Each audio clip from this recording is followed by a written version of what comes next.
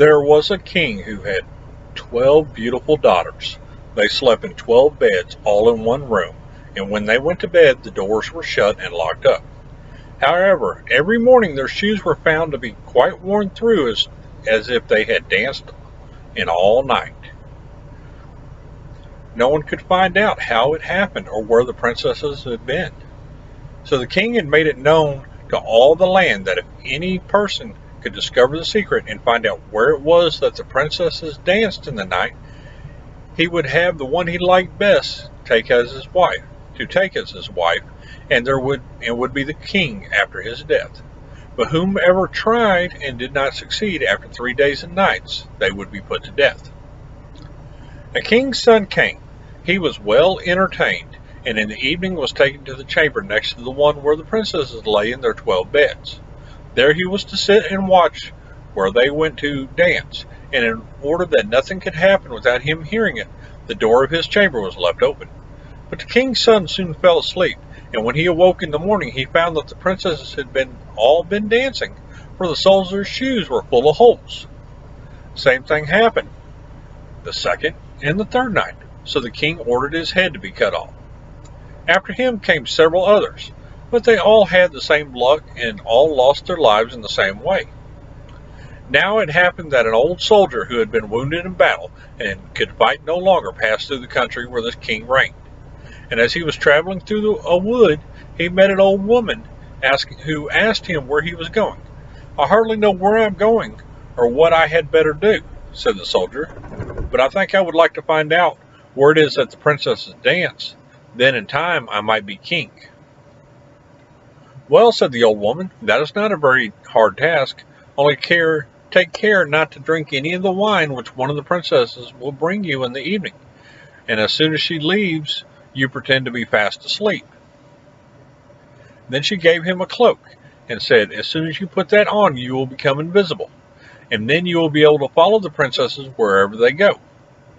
When the soldier heard all this good advice, he was determined to try his luck. So he went to the king and said he was willing to undertake the task. He was well received as the others had been, and the king ordered fine royal robes to be given to him, and when the evening came, he was led to the outer chamber. Just as he was going to lie down, the eldest of the princesses brought him a cup of wine, but the soldier threw it all away secretly, taking care not to drink a drop. Then he laid himself down on his bed, and in a little while began to snore very loudly, as if he was fast asleep. When the 12 princesses heard this, they laughed heartily, and the eldest said, "This fellow might have done a wiser thing than lose his life in this way." Then they rose, opened their drawers and boxes, took out all their fine clothes, and dressed themselves at the mirror, and skipped about as if they were eager to begin dancing. But the youngest said, "I don't know why it is, but while you are so happy, I feel uneasy. I'm sure some mischance will befall us." "You simpleton," said the eldest, "you are always afraid. Have you forgotten how many king's sons have already watched in vain?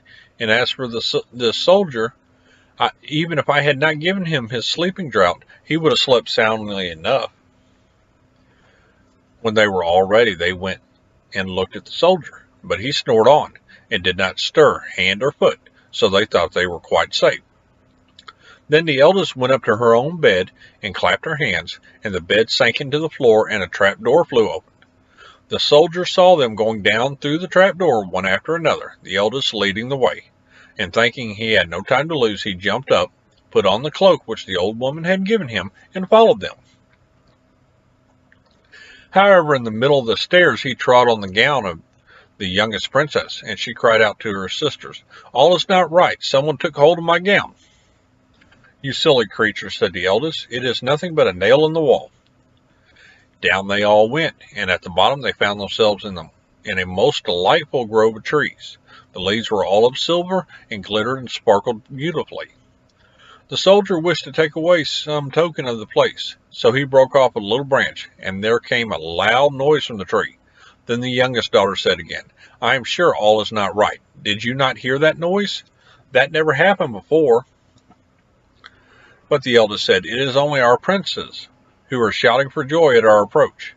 Then they came to another grove of trees where all the leaves were gold, and afterward a third where all the leaves were glittering diamonds. And the soldier broke off a branch from each, and each time there was a loud noise, which made the youngest sister tremble with fear. But the eldest still said it was only the princess, who were crying for joy. Then they went on until they came to a great lake, and at the side of the lake there lay 12 little boats with 12 handsome princesses in them, who seemed to be waiting there for their princesses. One of the princesses went to each boat, and the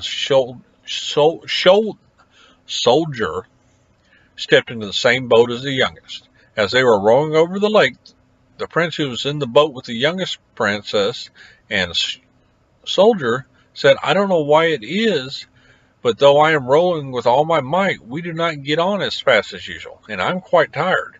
The boat seems very heavy today." "It is only the heat of the weather," says the princess. "I am very warm too." On the other side of the lake stood a fine illuminated castle, from which came the merry music of horns and trumpets. There they all landed and went into the castle, and each prince danced with his princess, and the soldier, who was still invisible, danced with them too.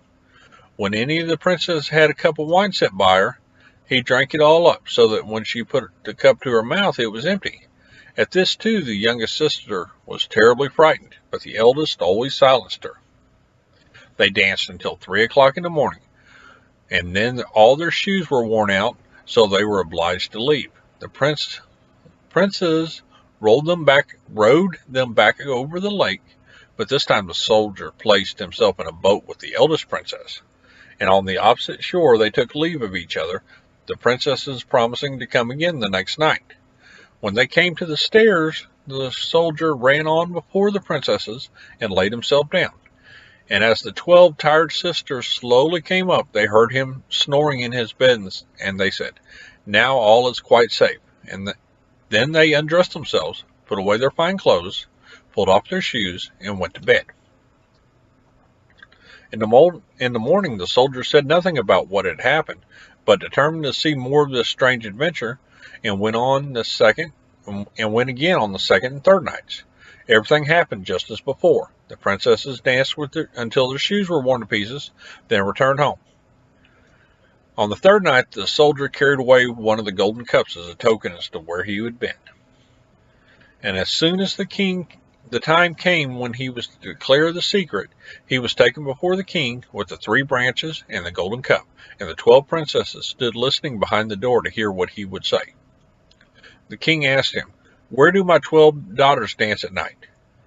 The soldier answered, "With 12 princes in a castle underground." And then he told the king all that had happened, and showed him the 3 branches and the golden cup which he had brought with him. The king called for the princesses and asked them whether what the soldier said was true. When they saw that they were discovered, and that it was no use to deny what had happened, they confessed it all. So the king asked the soldier which of the princesses he would choose for his wife. He answered, "I am not very young, so I will have the eldest." And they were married that very day. The soldier was chosen to be the king's heir.